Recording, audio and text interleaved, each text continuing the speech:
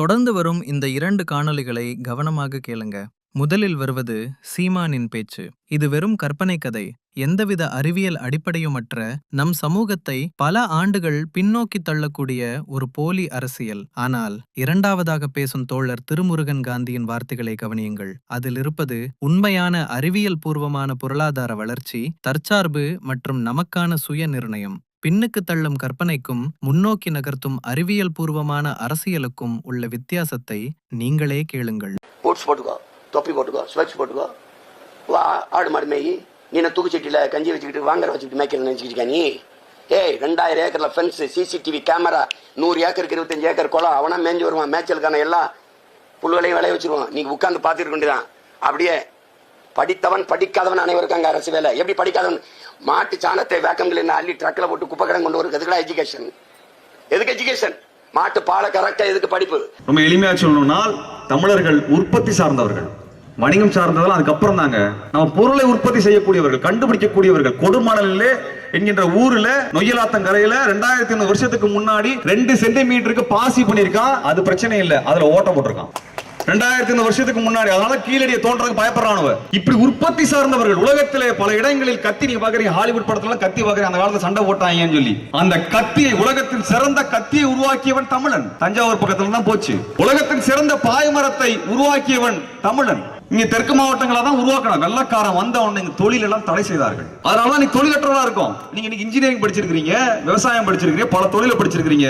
நாம் பொருட்களை உற்பத்தி பண்ணக்கூடிய அரசியலுக்கு இறங்க வேண்டும். தமிழ்நாட்டில் ஏதோ உலக இந்தியாவில் டெட்ராய்ட் பேசுறாங்க. டெட்ராய்ட்ங்கிற இடத்துல அமெரிக்காவில் பல கார் கம்பெனி இருந்தது. ஒரே நைட்ல இழுத்து மூணா டெட்ராய்ட் பிச்சைக்கார நகரமா மாறிச்சு. சென்னைக்குள்ள இத்தனை கார் கம்பெனி இருக்குன்னு பெருமைப்பட முடியாதுங்க.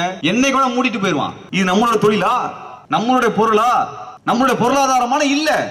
அவன் 5000 கோடியை கொண்டு இறக்குறான். நம்ம பையில போய் வேலை பார்க்கறானுங்க. 5000 கோடி 10,000 கோடி எடுத்துட்டு போயிட்டே இருக்கிறான். இதை விட கம்மியா பிலிப்பைன்ஸ்ல கிடைச்சதுனாலும் தைவான்ல கிடைச்சதுனால கார் கம்பெனி அங்க போயிடும். நம்ம நிலைமை என்ன ஆகும்? நாம் சொந்தமாக உற்பத்தி செய்யணும். மேட் இன் தமிழ்நாடுன்னு வரணுங்க.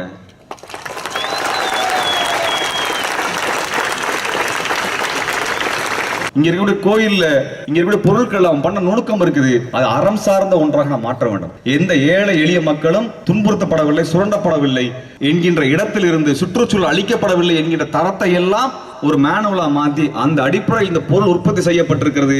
அதனால் இது மேட் இன் தமிழ்நாடு. அதனால இது மேட் இன் ஜப்பானை விட, மேட் இன் அமெரிக்காவோட விலை உயர்ந்தது நம்ம விற்கிறோம். அந்த திமிர் நமக்கு வருமா இல்லையா? ஆனால் இன்றைக்கு நிலைமை என்ன? பேஸ்ட் முதல் கொண்டு, சோப்பு முதல் கொண்டு வட இந்தியாவில வந்துட்டு இருக்கு. அது மாத்திரமா இல்லையா? இனிமேல் .com பதிலா .in பேசிட்டு இருக்கானுங்க. நம்ம .tn பேசணும். இனி தமிழ்நாட்டில் பேடிஎம்லாம் கிடையாது, பேடிஎன் தான் வரப்போகுது.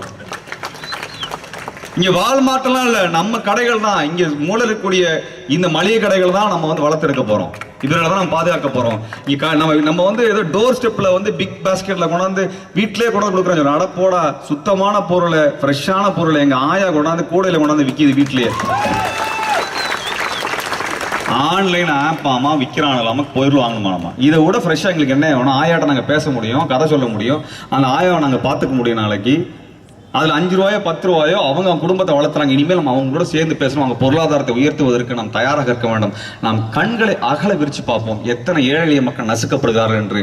அவர்களை மீட்டெடுக்கக்கூடிய அரசியல் தான் நம்ம அரசியல். இனிமேல் இங்க பேஸ்ட்ல இருந்து, சோப்புல இருந்து, பென்சில்ல இருந்து, கண்ணாடியில இருந்து எல்லாமே தமிழ்நாட்டில் உற்பத்தி பண்ணக்கூடிய பொருளை தான் நம்ம வாங்க போறோம், பயன்படுத்த போகிறோம். அப்படினால் என்ன அர்த்தம்னா, சுய சார்பு பொருளாதாரம் நமக்கு வேணும். அதுக்காக உங்கெல்லாம் பெரிய முதலாளிகள் வரணும் நாங்க சொல்லல. நம்ம கூட்டா சேர்ந்து பண்ணுவோம், கூட்டுறவா சேர்ந்து பண்ணுவோம், பெரிய லாபம் இல்லாமல் சேர்ந்து பண்ணுவோம். நம்ம பொருளாதாரத்தை நாம் பாதுகாத்துக் கொள்ள வேண்டும். அதற்கு தான் இந்த கூட்டத்தை நாங்கள் தேர்ந்தெடுத்து இதை அறிவிக்க விரும்புகின்றோம். மேட் இன் தமிழ்நாடுங்கிறது தமிழ் தேசத்தினுடைய உருவாக்கத்தை பற்றி நாங்கள் பேசிக் கொண்டிருக்கின்றோம். சாதிகளற்ற, மதங்களற்றதை பற்றி நாம் ஒன்றை உருவாக்குவதற்கு தயாராக இருக்க வேண்டும்.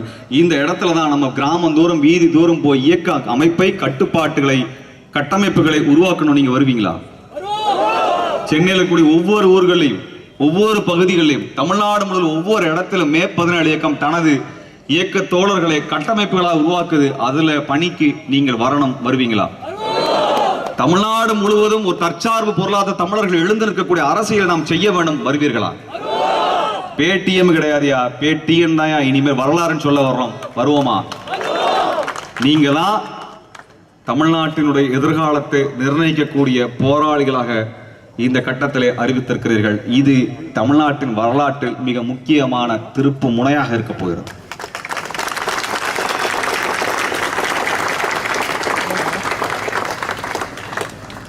இதுலதான் நாங்க சொல்ல விரும்புறது, தேர்தல் அரசியல் தேவையா? எம்எல்ஏ வேணுமா? கவுன்சிலர் வேணுமா? தமிழ்நாட்டின் பொருளாதாரம், தமிழ்நாட்டினுடைய பண்பாடு, தமிழ்நாட்டினுடைய உரிமை, இது எல்லாமே மீட்டெடுக்கக்கூடிய அரசியல் நம்ம அரசியல்.